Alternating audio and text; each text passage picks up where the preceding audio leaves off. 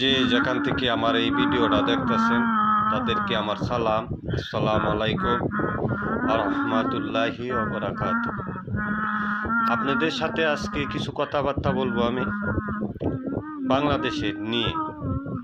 ওই যে বাংলাদেশের যে নির্বাচন, বুঝছেন, বাংলাদেশের নির্বাচনটা হলো এমন এক নির্বাচন, স্বার্থের নির্বাচন, যেই গদ্দির মধ্যে বয় ইয়াই চুরি করে। বিশ্বাস কারে করবেন? বিশ্বাসী লোক নাই। একমাত্র বিশ্বাসী লোক থাকতারে মনে মরিয়া গেলে গা এই বেলা আপনি দেখতেন না আর কইতেন পারতেন না এইটা করছে এইটা করছে।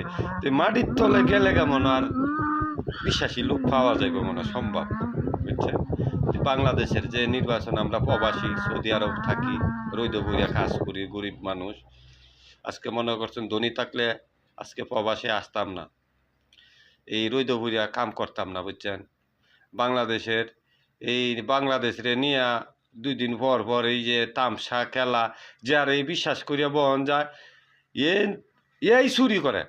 গদ্দির মধ্যে বইয়া আর লোভ সামলাইতারা না, বুঝছেন। গদ্দির মধ্যে বইয়া আর লোভ সামলাইতারা না। মরে খেলা গরিব আর আমি, গরিব গরিব যারা আছে এরা মরে, আর যারা রাজনীতি করে এরা দেখুন বুড়ি বাড়িয়া যাইতাছে গা, এরা খাওয়ারও অভাব নাই, বুঝছেন। মরি আপনার গরিবে গরিব হইলো মরে, বুঝছেন। তো বাংলাদেশের হইলো এটা নির্বাচন, নির্বাচনের হাল হইলো এটা।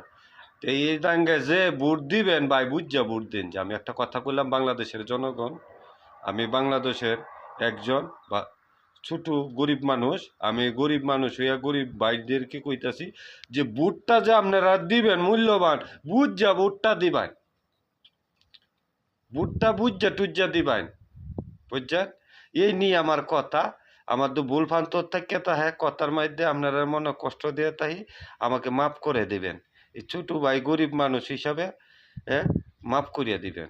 তো সবাই ভালো থাকেন, সুস্থ থাকেন, আল্লাহ হাফেজ।